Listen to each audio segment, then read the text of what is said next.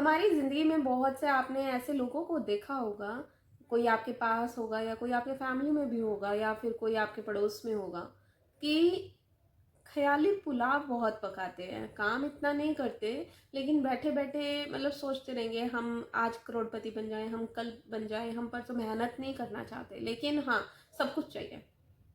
तो ऐसे ही एक इंसान को कैसे महात्मा बुद्ध ने, निकम्मे इंसान को कैसे एक बहुत अच्छा व्यापारी और कैसे एक बहुत अच्छा किसान बनाया। तो चलिए, एक बहुत इंटरेस्टिंग स्टोरी है, इसे पूरा सुनिएगा। चलिए स्टार्ट करते हैं। मैं अलीशा आप सबका स्वागत करती हूँ स्पीक यूनिवर्सल पर। आई होप आप सब स्वस्थ होंगे, ठीक होंगे। तो चलिए स्टार्ट करते हैं एक बहुत इंटरेस्टिंग स्टोरी। एक बार महात्मा बुद्ध के पास एक किसान आता है। किसान नहीं होता वो एक निकम्मा किसान होता है, जो वैसे पीछे बैकग्राउंड से किसान होते हैं वो, लेकिन वो लड़का ऐसा होता है, उसको ना काम करना पसंद नहीं होता।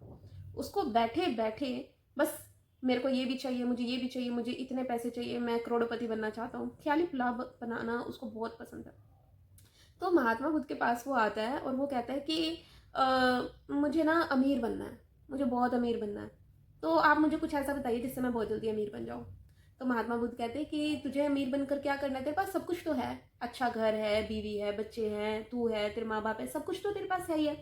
तो क्या करेगा इतने धन का? कहते नहीं, मुझे तो बहुत अमीर बनना है, मुझे इस गांव का सबसे अमीर आदमी बनना है। तो वो कहते हैं कि अच्छा क्या जो तेरे खेत हैं, जो तू मतलब वहाँ पर तू खेती वगैरह करता है?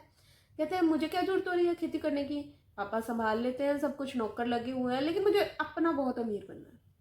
तो उसको देखकर महात्मा बुद्ध समझ जाते हैं कि भाई ये कैसे हैंडल करना है इसको। तो महात्मा बुद्ध से ना एक बात बोलते हैं, कहते हैं मैं तुझे ना आज एक बहुत खास बात बताता हूँ। कहते क्या?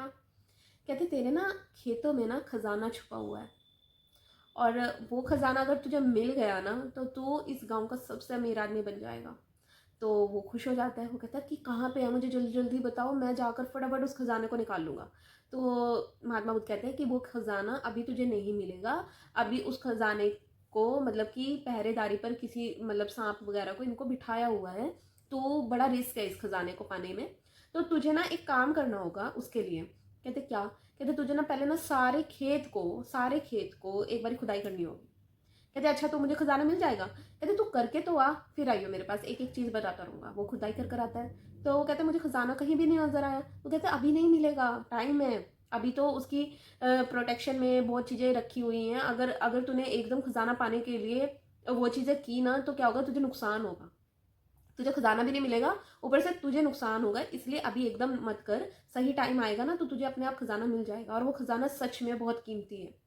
तो वो कहता है कि चलो आगे बताओ। फिर वो बताते हैं, महात्मा बुद्ध उसे ना कुछ बीज देते हैं। कहते हैं ये जाकर ना अपने खेतों में डाल दे बीज, और इनको ना इनकी सेवा कर, मतलब इनको पानी दे, इनको पूरा ध्यान रख, इसमें कीड़ा नहीं लगना चाहिए। अगर इन बीजों में कीड़ा लगा, अगर तेरी फसल बेकार हुई, तो वो खजाना भी सड़ जाएगा। तो उस खजाने के ऊपर जो मंत्रों का जो वो है ना, उस चीज को हटाने के लिए तुझे इस फसल को बहुत अच्छा करना होगा। तब जैसे ही ये फसल अंकुरित होगी, ये फसल बहुत ज्यादा अच्छी होगी, तो धीरे धीरे उस खजाने के ऊपर जो श्राप है वो हट जाएगा। तो वो कहता है चलो ठीक है। तो वो बीज बोता है, उसकी पूरी देखभाल करता है अच्छे से, वो फसल हरी भरी हो जाती है कुछ टाइम के बाद। तो फिर वो आता है महात्मा बुद्ध के पास, वो कहता है कि अब बताओ कहाँ पे है खजाना, हरी भरी फसल होगी। तो महात्मा बुद्ध कहते हैं कि यही तो खजाना है जो तूने इतनी मेहनत से इस खेतों में किया है। अब तू इस फसल को जाकर बाजार में बेच और फिर देख तुझे कितना पैसा मिलता है। ये है तेरी मेहनत का फल, इससे बड़ी मेहनत का फल, इससे बड़ा खजाना तुझे कभी जिंदगी में कभी नहीं मिल सकता था। और ये खजाना ऐसा है, ये तेरे पास पूरी उम्र रहेगा, पूरी उम्र तू मेहनत करेगा और ऐसे ही प्रॉफिट कमाता रहेगा। तो इससे बड़ा खजाना और क्या है? तो ये कैसी लगी आपको कहानी? इंसान को अगर अपनी मेहनत का बिल्कुल अच्छे से पता चल जाए ना कि हाँ मुझे मेहनत करनी है और मुझे कहाँ मेहनत करनी है, मैं कैसे प्रॉफिट कमा सकता हूँ, मेहनत से जो हम पैसा कमाते हैं वो हमारे पास पूरी उम्र रहता है। तो ये कहानी हमें ये सीख देती है। तो कैसी लगी आपको ये कहानी? आई होप आप सबको पसंद आई होगी।